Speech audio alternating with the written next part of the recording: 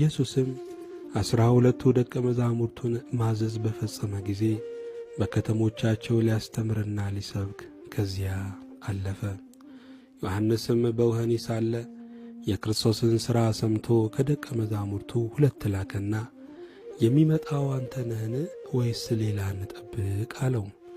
ኢየሱስም መልሶ እንዲህ አላቸው፣ ሄዳችሁ ያያችሁትን የሰማችሁትንም ለዮሐንስ አውሩለት።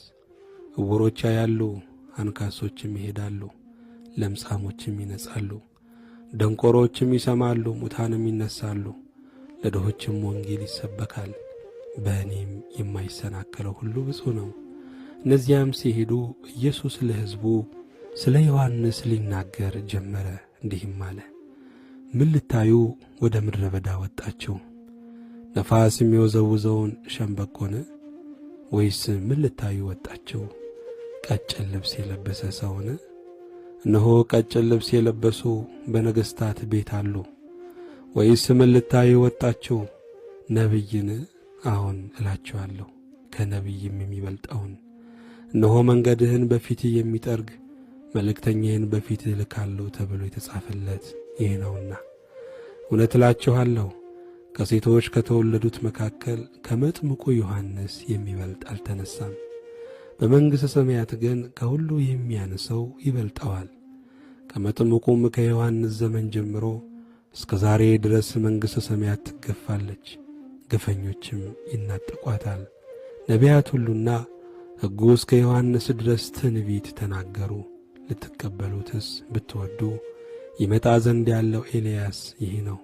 የሚሰማ ጆሮ ያለው ይስማ። ነገር ግን ይህንን ትውልድ በምን እመስለዋለሁ? በገበያ የሚቀመጡትን ልጆች ይመስላሉ። እነርሱም ባልንጀሮቻቸውን እየጠሩ እንቢልታ ነፋንላችሁ፣ ዘፈንም አልዘፈናችሁም፣ ሙሾ አወጣንላችሁ፣ ዋይ ዋይ አላላችሁም ይሏቸዋል። ዮሐንስም ሳይበላና ሳይጠጣ መጣ። እነርሱም ጋኔን አለበት አሉት። የሰው ልጅ እየበላና እየጠጣ መጣ።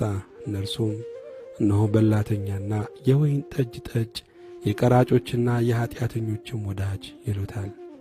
ጥበብም በልጆቿ ጸደቀች።